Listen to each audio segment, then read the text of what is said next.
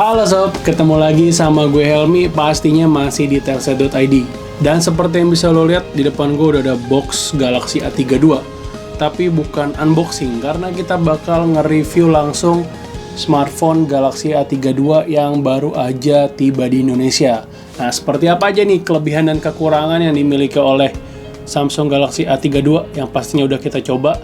Penasaran apa aja? Yuk langsung tonton videonya sampai habis. Let's go!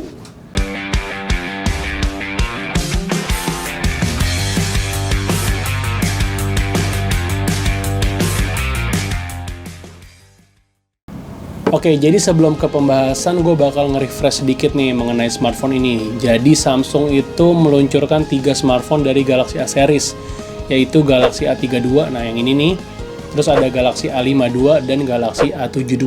Jadi ada 3 varian, dan yang ini varian, bisa dibilang varian terendah dari ketiga smartphone tadi. Nah, ini smartphone masuk ke kelas menengah, dia punya harga yang bisa dibilang lumayan terjangkau, yaitu 3,5 juta. Nah, kayaknya biar bisa bersaing nih sama vendor-vendor lain yang juga nggak kalah garang ya di rentang harga segini. Oke, jadi kita bahas dulu nih dari segi desainnya. Kalau lo lihat, ini kan tampaknya mantul-mantul gitu ya, memantulkan cahaya gitu. Nah, tapi ini bukan glass, tapi ini adalah plastik yang di finishing seolah-olah seperti glass. Nah, sebutan kerennya tuh glass stick. Nah, jadi materialnya plastik tapi finishingnya glass. Nah, gitu. Ya bisa dibilang desainnya minimalis tapi tetap terlihat elegan lah, kayak gitu ya. Secara build quality cukup bagus, di genggaman juga cukup nyaman, tapi ya lagi-lagi kalau finishingnya seperti glass gini, kekurangannya itu dia meninggalkan jejak-jejak sidik jari. Nah, ini bikin ponsel kelihatan dekil. Jadi walaupun desainnya udah kelihatan elegan dan premium, tapi ya mau nggak mau lo harus sering-sering ngelap bodinya. Nah gitu, biar kinclong terus, biar oke terus. Karena bodinya ini rentan banget tertinggal jejak-jejak sidik jari, ya solusinya adalah menggunakan casing. Yang sayangnya lo harus beli karena Samsung tidak menyertakan casing tambahan pada paket penjualannya. 3,5 juta. Casing nggak dikasih. Oke, nggak apa-apa, kita bisa beli casingnya, nggak ada masalah. Nah, kita geser nih ke bagian depan, tepatnya di bagian layar. Nih, bisa lo lihat, ini adalah layar Super AMOLED dengan ukuran 6,4 inci. Resolusinya itu udah Full HD+, dan dia menariknya lagi nih, udah punya refresh rate 90 Hz. Sedikit informasi, kalau layar Super AMOLED 90 Hz ini pertama hadir di Galaxy A series. Jadi Galaxy A32 ini jadi smartphone A series pertama yang punya fitur Super AMOLED dan 90 Hz. Nah, menarik banget kan, udah bisa dapat smartphone dengan layar 90 Hz Super AMOLED juga di rentang harga 3 jutaan. Jadi berkat fitur refresh rate 90 Hz ini, tampilan konten tuh jadi lebih terlihat smooth dan lancar dibanding yang di bawahnya lagi. Meski demikian, lo tetap bisa ngatur refresh rate-nya, jadi ada 2 pilihan yang disediakan oleh Samsung, yaitu refresh rate 60 Hz dan refresh rate 90 Hz. Itu bisa lo atur di setting. Kalau misalnya lo pengen tampilan yang biasa aja, lo bisa atur ke 60 Hz. Kelebihannya ini bikin baterai lebih awet. Tapi kalau lo pengen tampilan refresh rate yang lebih tinggi dan bikin transisi kontennya lebih smooth, itu lo tinggal naikin ke 90 Hz. Tapi sebaliknya, baterai jadi lebih boros, kayak gitu aja. Terserah lu mau tampilan apa mau baterai yang lebih awet, tinggal pilih. Hidup itu pilihan, terserah lu. Nah, tadi kan di bagian belakang polosan nih, kita nggak nemuin sensor sidik jari. Jangan-jangan nggak ada. Oh, tenang, ada diumpetin di balik layar, alias fitur in-display fingerprint. Jadi layarnya ini udah sekaligus terintegrasi sama sensor sidik jari. Tapi sayangnya yang gue temukan di sini, ini sensornya agak bukannya jelek sih, tapi agak lambat merespon sensor pas jari kita ditempelin. Jadi pas ditempelin itu dia nggak langsung set. Oh, jadi ada delay, jadi set baru buka gitu. Jadi agak sedikit lambat aja lah. Ya nggak responsif lah, dengan agak sedikit kurang responsif jika dibandingkan dengan smartphone kelas menengah lainnya. Ya bukan masalah yang terlalu gimana gitu ya kan, nggak masalah. Sekarang kita masuk ke bagian dapur pacunya. Nah, di sini Samsung mempercayakan dapur pacu Galaxy A32 itu pada prosesor MediaTek G80. Jadi prosesor ini punya clock speed sebesar 2,3 GHz. Ya, ini emang chipset untuk smartphone kelas menengah dan dipadukan juga dengan RAM 6GB atau 8GB. Memori penyimpanannya itu sebesar 128GB dan bisa lo tambah pakai slot memori eksternalnya, itu dia bisa baca microSD sampai 1TB. Nih yang gue pegang ini dia punya RAM 6GB, jadi varian yang agak sedikit di bawah dibanding yang 8GB. Tapi itu udah termasuk lumayan besar lah ya, 6GB kan, daripada 2GB lama. Dan gue juga pastinya udah ngebenchmark smartphone ini pakai aplikasi Antutu Benchmark. Jadi gue udah benchmark Galaxy A32 pakai aplikasi Antutu Benchmark. Hasilnya itu gue dapet skor sekitar 183 ribuan lah ya. Ini dimana cukup ya rata-rata lah. Jadi bilang nggak bagus banget tapi juga nggak jelek gitu loh.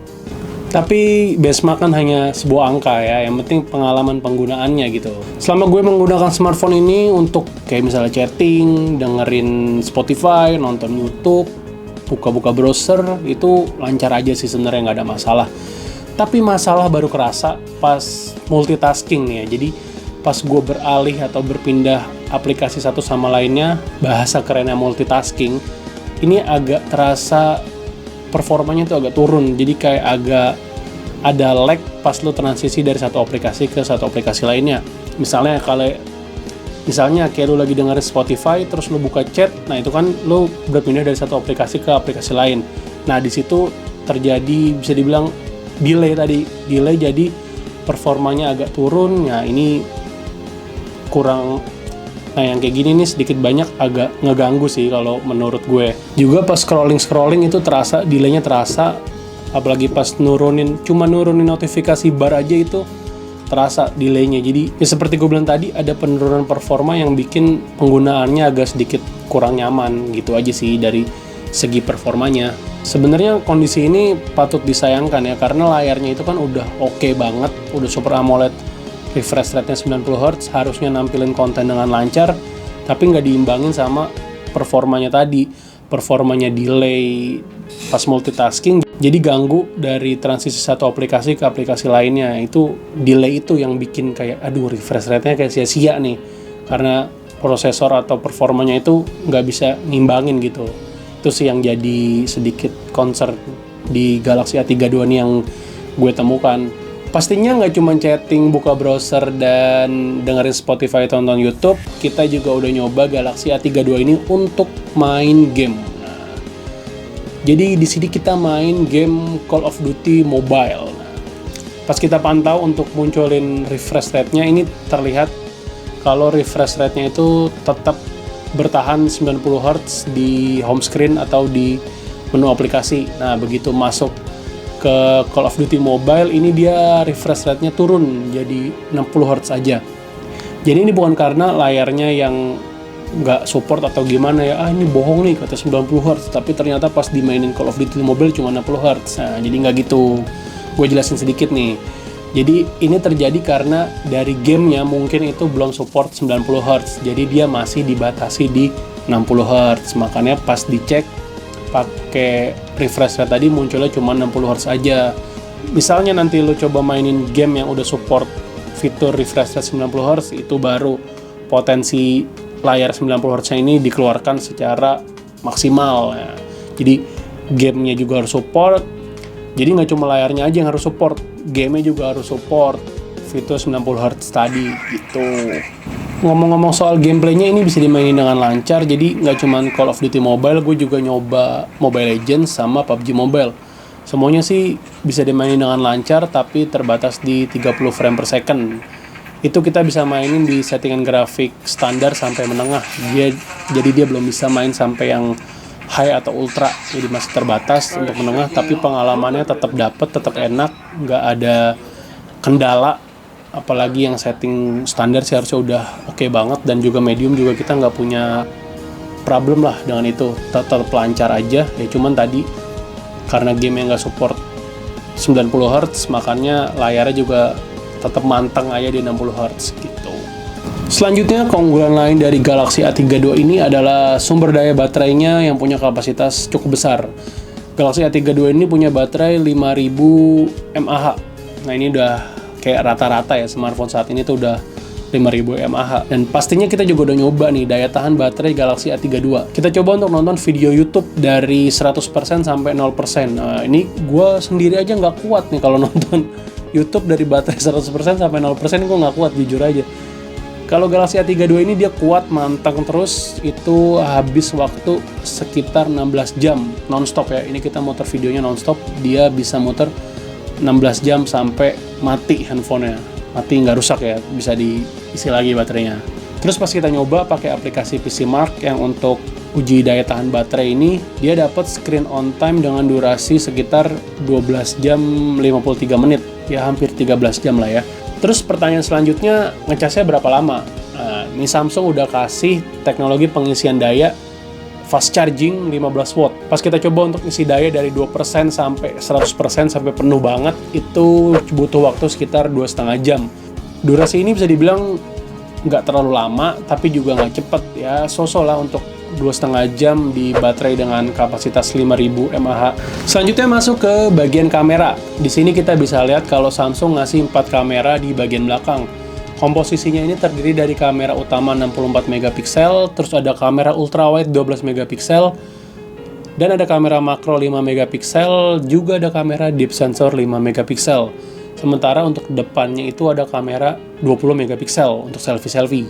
Untuk kamera utamanya hasilnya cukup bagus, detail warnanya bisa diabadikan dengan baik, dynamic range-nya juga cukup luas, tapi sedikit kekurangan itu ada di kamera ultrawide, karena pas berganti foto pakai kamera ultrawide, dilihat lagi dengan jelas itu detail-detailnya agak sedikit menurun ya dibanding penggunaan kamera utamanya. Nah, mungkin sedikit kekurangannya ada di situ. Terus lu juga bisa berkreasi lagi pakai kamera potretnya untuk ngambil foto-foto bokeh yang belakangnya blur tuh. Jadi lu nya nggak blur, belakangnya blur. Nah, kalau lu nya blur, belakangnya enggak, itu kebalik, itu ada salah tuh berarti kameranya. Ini bisa ambil gambar bokeh gampang banget. Dia bisa menentukan objek di depan dengan latar belakang itu dengan cepat, fokusnya juga cepat. Dan menariknya lagi, setelah lu foto, lu bisa atur tingkat blurnya, itu lu bisa atur setelah lu ngambil foto. Jadi lu mau blurnya sedikit aja, tipis-tipis, atau blur banget di latar belakangnya itu bisa setelah lu foto. Terus juga udah ada kamera makro. Nah, ini buat foto-foto objek dari jarak dekat, buat ambil detailnya itu udah bisa. Tapi disarankan jaraknya itu sekitar 2-5 cm ya dari objek. Terus untuk selfie-selfie, dia udah bisa ngambil detail wajah dengan cukup bagus, warnanya juga akurat. Ada fitur Beautify biasa buat yang ngerasa kurang. Ini bisa dilebihkan. Bisa disesuaikan dengan fitur Beautify berbasis AI. Dan ini menariknya juga, dia nggak terlalu berlebihan memberikan sentuhan. Jadi cantik atau gantengnya selfie lo bisa terlihat lebih alami lagi.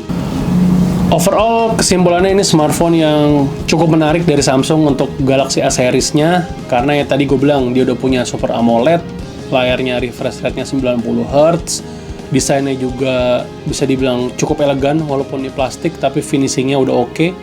Jadi kesan elegan dan premiumnya itu tetap dapet di Galaxy A series ini.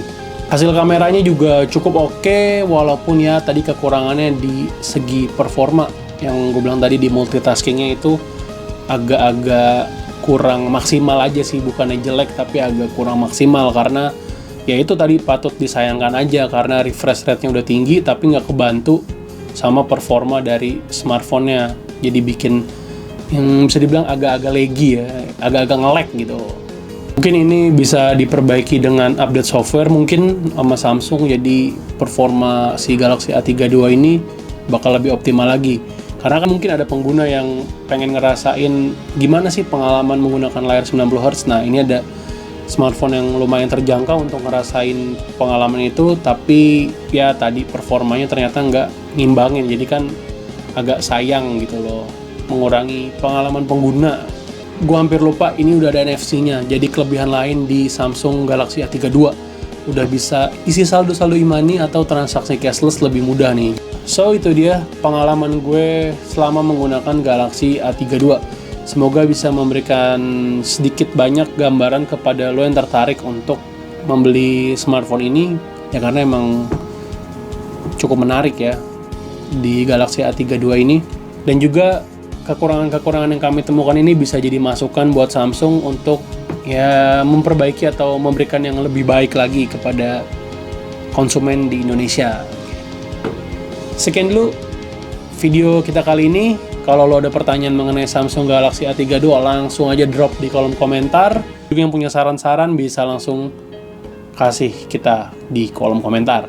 So, sekian dulu video kita kali ini. Sampai ketemu lagi di video-video berikutnya. Gue Helmi, Capsdos.